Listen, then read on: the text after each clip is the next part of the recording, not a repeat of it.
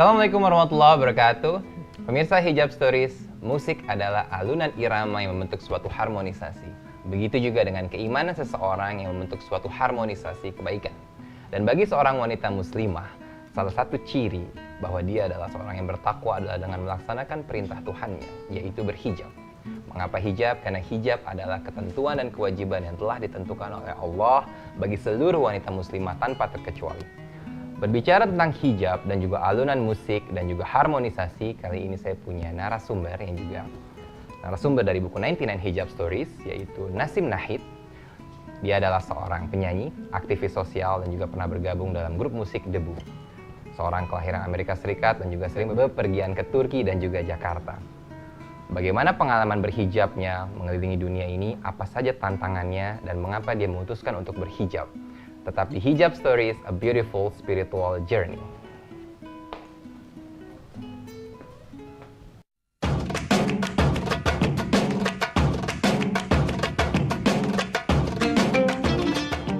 Nasim Nahid Dafu. Wanita yang kerap disapa Nasim ini adalah seorang penyanyi berkebangsaan Amerika Serikat. Lahir di Washington 4 Oktober 1976. Sebagai umat muslim, Nasim sudah mulai menggunakan hijab sejak ia masih kecil. Walaupun tinggal dan besar di negeri barat, tetapi Nasim justru lebih sering ke Turki dan Indonesia dibandingkan ke negara asalnya. Kini setelah keluar dari grup musik Debu, Nasim tetap menjalani aktivitasnya, yaitu menjadi atlet angkat besi, mengikuti kegiatan sosial, dan solo karir. Kalau yang belum berhijab, ya pakai aja.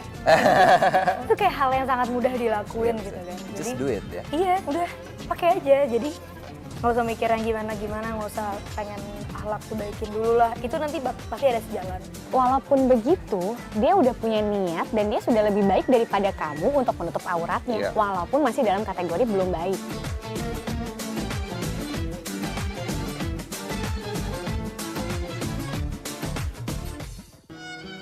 Assalamualaikum. Apa kabar? Mbak Nasim. Nasim. Gimana Nasim? Apa kabar? Luar biasa. Luar biasa. Apa kesibukan sekarang? Macam-macam sih. Sekarang saya sedang dalam proses siap-siap untuk rekaman solo album di Turki.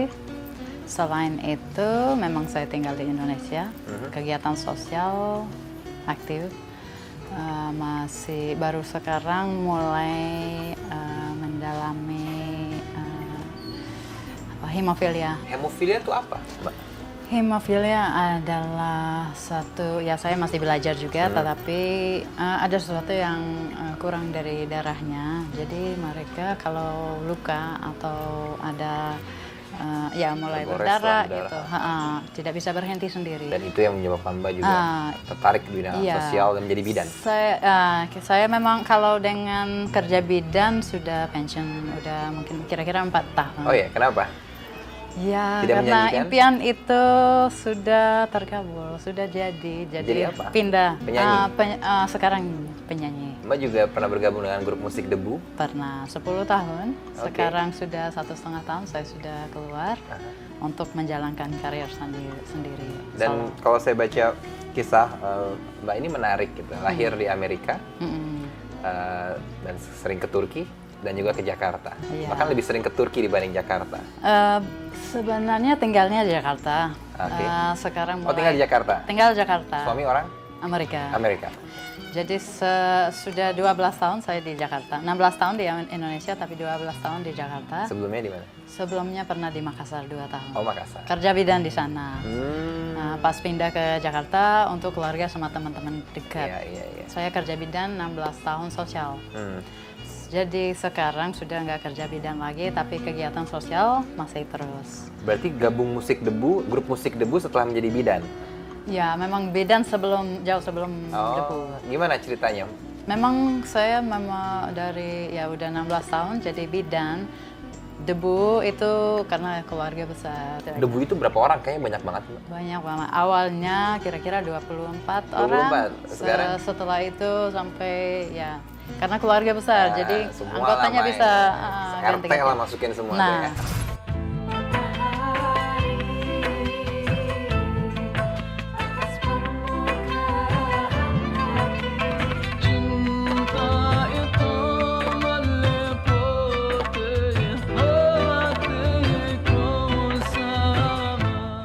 sekarang kira-kira kalau nggak salah 14-12 orang. 14 Saya nggak orang. tahu karena sudah 1,5 tahun nggak Dan gabung. arti debu, you understand right? Dust. Iya, memang artinya memang dust. memang Karena seperti kita itu. memang manusia Seperti debu. dari Oke, jadi menarik, ada menarik. banyak cerita yang tentang kenapa pilih nama debu memang begitu. Ya, ada sangat dalam. Oke, dan tadi bilang ada single di Turki. Kenapa milih Turki bukan di sini? Saya memang tinggal di sini dan saya usahakan musik saya bisa di sini. Saya membayangkan begitu, tapi Agak sulit ya. musik yang saya mau bawakan bukan lebih dunia world music. Memang beda daripada musik debu. Memang jiwa saya dari Turki. Oke, ini Jadi- menarik ya Mbak pernah jadi seorang bidan dan atlet angkat besi pun pernah. Ya, Ya, kita masih lanjut dengan angkat besi. itu. Masih Iya. atlet, professional one. Saya pakai program profesional. 1 tahun terakhir ini agak fokus ke musik, tapi memang saya rencana pernah mulai kerjasama dengan Ade Rai. Kita Waduh. memang awalnya saya kontak Ade Rai karena kita teman Facebook, pernah ketemu di satu acara tapi nggak sempat ngobrol. Aha. Pas saya mulai mau jadi solo, saya hubungi karena saya pikir kalau dia masih punya program TV, kenapa nggak dia ajak saya sebagai tamu dan dia bisa kita kerjasama. Saya bantu dia dengan ya fanbase saya dan dia juga bisa bantu saya biar jadi lebih fit lagi. Tapi ternyata Ini menarik banget. Setelah ini kita akan ngobrol tentang kisah berhijab dari Mbak ya. Oke pemirsa, setelah ini kita akan ngobrol lebih dalam tentang kisah berhijab dan juga bagaimana pengalaman dan tantangannya selama mengitari dunia. Tetap di Hijab Stories, a beautiful spiritual journey.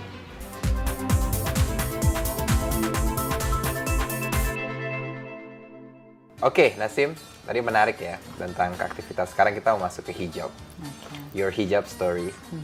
Mungkin sedikit diceritakan background keluarga, ayah, ibu. Orang tua saya masuk Islam sebelum saya bisa ingat. Setelah saya lahir, tapi sebelum saya bisa ingat. Oke. Jadi saya anggap saya lahir Muslim. So you're born as a Muslim ya? Ya, jadi memang pernah tinggal di Qatar, di Pakistan, Oh ya, di Dominika, ya banyak tempat. many place Kita, ya. Dan jadi saya sangat suka ikuti ibu saya. Ibu saya apa? Jadi pas kita tinggal di Qatar, ibu saya pernah pakai cadar. Jadi saya juga pernah ya main iseng. Aku baru 5-6 tahun. Tapi kalau ada tamu dulu saya suka. Oke, pakai kerudung. Ayah ibu berarti Amerika? Amerika, Oke. dulunya Amerika. Dan memang saya berjilbab mungkin Umur berapa tuh? umur 9 tahun udah pakai 9 terus. tahun. Dan memang hijabnya seperti ini, Nasim. Hijab What do you- macam-macam sih. Saya pernah pakai apa agak gothic tapi pakai cadar hitam. Tapi ya Kayak bergaya. gamis panjang gitu ya? Bukan, itu cadar kayak jilbab yang besar kayak di Iran atau Arab. iya, iya, Pakai iya. yang kayak gitu pernah macam-macam sih. Tapi yang nyaman seperti apa? Seperti sekarang? Bapakku pernah bilang waktu saya remaja, kamu jangan sampai kamu pakai apa saja karena lagi tren. Oke. Kalau cocok oke pakai, kalau nggak cocok jangan pakai karena tren aja. Iya, iya. Jadi harus nyaman.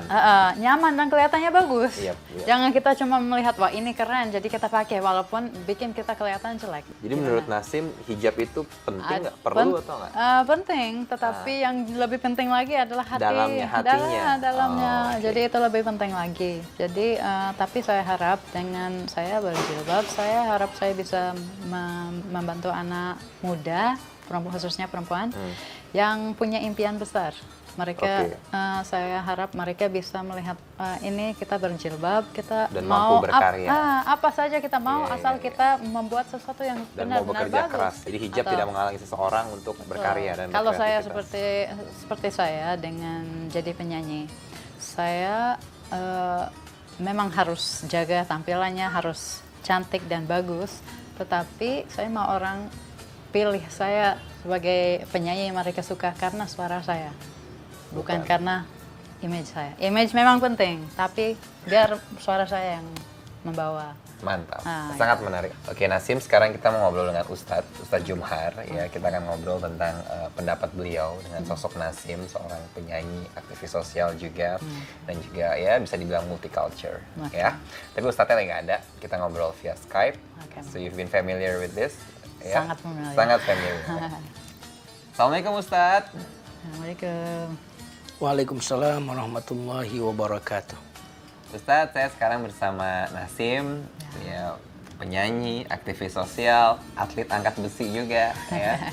Ustadz, saya ingin bertanya tentang pendapat Ustadz mengenai sosok Nasim, seorang wanita muslimah, berhijab, aktivis sosial, penyanyi, dan yang paling penting, dia lahir di Amerika Serikat, di mana itu adalah negara yang mayoritas adalah non-muslim.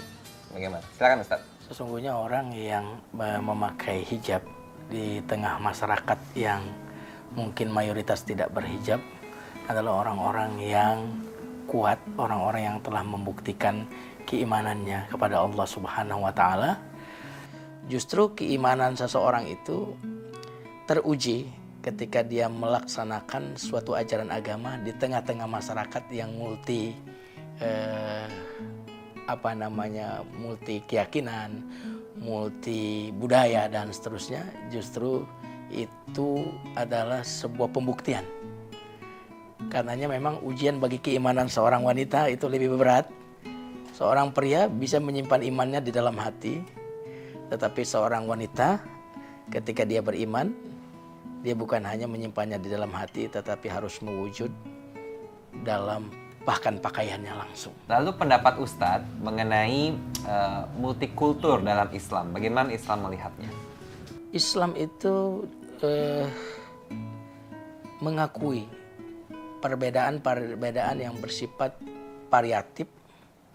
Bahkan Islam pun mengakui perbedaan-perbedaan yang kontradiktif. Yang saya maksud dengan perbedaan yang variatif adalah kita terlahir dari negara yang berbeda, ya, kemudian rambut yang berbeda, kemudian budaya yang berbeda. Itu perbedaan yang sifatnya variatif. Tetapi bahkan Islam mengakui perbedaan yang kontradiktif sekalipun. Coba kita perhatikan misalkan di dalam surat Al-Kafirun, Allah Subhanahu wa taala berfirman, lakum dinukum waliyadin. Bagimu agamamu dan bagiku agamaku. Artinya ada wilayah yang kita tidak bisa bertemu dalam soal ini. Yang penting kamu laksanakan agamamu dan aku laksanakan agamaku. Tidak saling mengganggu gitu. Tetapi banyak hal yang kita bisa bertemu. Dalam Al-Quran disebutkan ta'alau ila kalimatin sawa'im bainana. Mari kita bersama kepada kalimat yang sama. Nah, kalimat yang sama itu kalau dalam konteks keagamaan kita sama-sama punya Tuhan. Itu kira-kira pandangan Islam menghadapi berbagai macam kultur, budaya, bahkan yang variatif, apalagi ya juga yang kontradiktif. Agama kita juga memakluminya dan membimbing kita untuk berinteraksi dengan masyarakat itu. Di dalam Al-Quran, itu di dalam surat Al-Hujurat, Allah Subhanahu wa taala berfirman, ya ayuhan nas, inna khalaqnakum min dzakari wa untha wa ja'alnakum syu'uban wa qabaila lita'arafu inna akramakum 'indallahi atqakum. Wahai manusia, sungguhnya kami telah menciptakan kalian dari laki-laki dan perempuan dan menjadikan kalian berbangsa-bangsa, berkabilah-kabilah, bukan untuk saling memerangi, tetapi lita'arafu, untuk saling mengenal, saling berkontribusi, ya, saling bersinergi. Oke, makasih banyak Ustadz Jumhar atas tausiahnya, sangat bermanfaat ya. Makasih banyak. Terima kasih. Assalamualaikum warahmatullahi wabarakatuh. Assalamualaikum. Waalaikumsalam warahmatullahi wabarakatuh.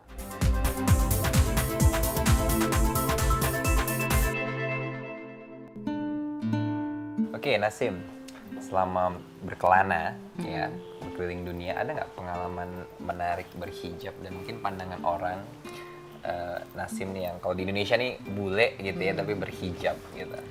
Kalau di Indonesia itu memang banyak orang tidak expect saya sebagai orang luar berjilbab, tapi memang saya berjilbab bukan karena orang lain, untuk saya sendiri. Kalau di luar di Turki itu memang lain lagi, karena biasanya kalau di Indonesia sangat kita terima di Indonesia, terima orang kayak apa saja Di Indonesia. di Indonesia. Oke. Itu yang Nggak saya sangat pilih-pilih suka. lah ya. Oke, Kita pilih sendiri. Aha. Nah, di Turki contohnya, saya memang sangat suka sama Turki, tapi yang saya melihat adalah ada pisah yang berjilbab sama yang tidak. Oh, Dan jadi mana- temenannya pisah. Iya, Yang jadi berjilbab dan hanya dengan memang berjilbab. pikirannya juga pisah. Nah, sekarang kita harus kerja lebih keras untuk kita. Kalau saya pakai jilbab, ini gaya saya, tapi yang lebih penting daripada gaya adalah hati. Dan kita mau agama apapun, ras apapun, yang penting hati, karena kita semua sama. Jadi kembali ke hati. Kembali ya. ke hati. Lalu ada pengalaman paling menarik saat berhijab, mungkin di luar 3 negara itu.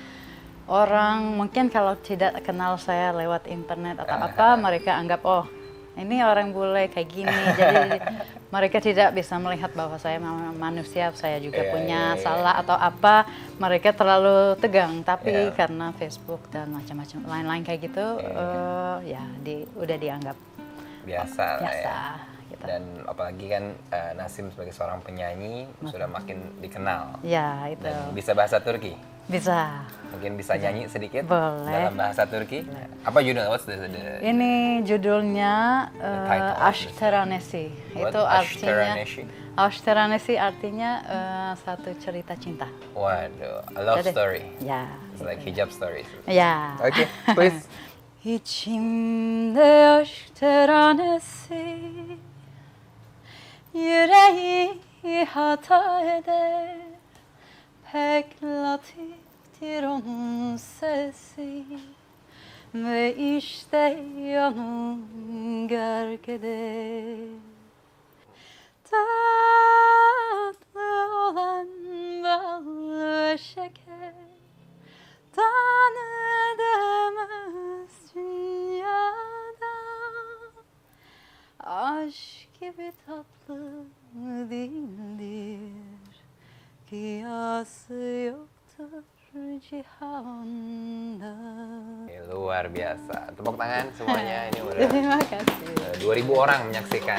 Dan di TV ini mungkin jutaan orang. Terima kasih. Apa itu? Artinya apa? Kurang lebih tentang apa? Cinta. Ini cerita tentang cinta. cinta yang Tak sampai, bukan?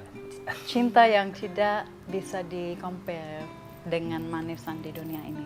Begitu luar biasa. So, cinta. Cinta- Yang abadi. Sebenarnya buat saya semua cinta sama. Oh, Cinta di antara dua orang sama cinta dengan seorang dengan Tuhannya sama. Kembali ke cinta. Jadi hidup tergantung ini orang penuh yang cinta. dengar mau bawa kemana. Oke, jadi untuk yang saya mau sampaikan dan buat saya sendiri adalah jilbab itu sesuatu yang kita bisa bangga dan tidak perlu kita melihat jilbab sebagai satu hambatan. Tetapi kita masih bisa mau jadi apapun di dunia ini kita bisa, asal kita coba benar-benar keras dan kita kasih yang paling baik dan layak untuk seluruh dunia. Pasti bisa. luar biasa. Oke, Nasim, it's very nice to see you. Terima kasih banyak. Thank you so much. And in Turkey, Teşekkür ederim. teşekkür ederim. Artinya terima kasih banyak ya. Iya. Oke. Dan terakhir ada buku 99 Hijab Stories. Terima kasih. Untuk Nasim. Salam untuk keluarga dan sukses selalu. Ya. Terima kasih. Assalamualaikum. Waalaikumsalam.